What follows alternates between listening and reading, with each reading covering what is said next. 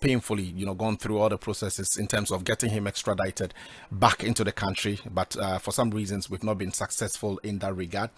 And the news we heard yesterday was that the U.S. trial judge says that the OSP failed to provide credible evidence against Ken Ofori-Atta to warrant his extradition back into the country. What does this mean in terms of the fight against corruption? What does this mean for the government of the day? Should the president even be minded? Well, the president mounted podium recently somewhere in the Volta region where he said that it is important that Ken Ofori-Atta comes back to the country. And, sarcastically, he said that, well, we are his children, and so it is important for the former finance minister to come back to visit or to see how his children are faring in the country. But this news that we are hearing now is something that a lot of Ghanaians are commenting about. A lot of people are not happy about. I have heard a lot of legal persons say that, look, it doesn't look like we are going to be successful in terms of getting Ken Ofori-Atta back into the country. So in terms of the fight against corruption, we are losing it in that regard.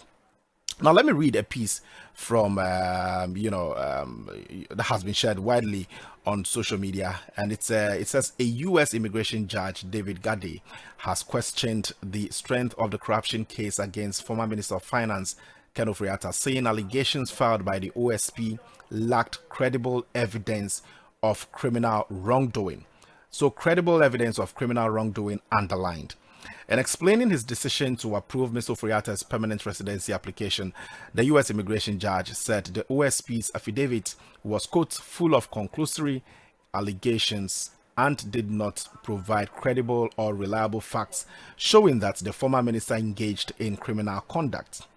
Now, the judge's comments contained in his June 15, 2026 ruling provide the court's reasoning for why it found Mr. Ofori-Atta deserving of immigration relief despite the corruption-related charges brought against him in Ghana. And the story actually continues.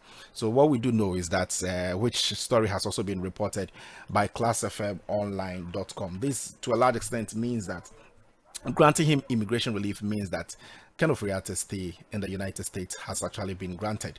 The story found on classfmonline.com this morning says that Ken Ofori-Atta granted U.S. green card. And so just visit Class FM online this morning and you get the story there. Former Finance Minister Ken Ofori-Atta has been granted permanent residency in the United States after a U.S. immigration judge found that Ghana's Office of the Special Prosecutor had failed to provide credible evidence backing its corruption case against him. So in a ruling dated June 15, like we told you, David Gade approved of Ofori-Atta's green card application, rejecting the OSP's affidavit as insufficient to establish criminal wrongdoing. What does this mean for the fight against corruption in the country? For me, it only means one thing, that we are not making any headway. No, we are not making any headway. But I just want to start from the angle of the ruling of the judge who actually sat on this issue. Because, mind you, Ken Ofori-Atta had applied to authorities to be granted a permanent stay in the United States.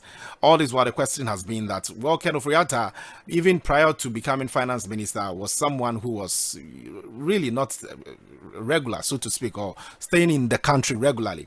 He travels every now and then and all of that. And so why didn't he file for a stay in the United States all this while? But after, processes were actually filed to get him back into the country to face some corruption allegations that have been leveled against him, then we saw all the processes leading up to what we are seeing now this morning.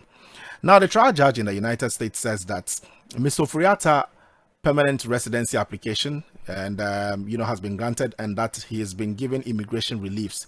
He says that the OSP's affidavit was full of conclusory allegations and did not provide credible or reliable facts.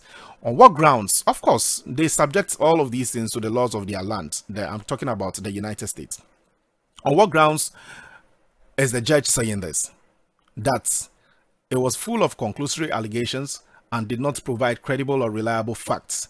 What credible and reliable facts is the judge talking about?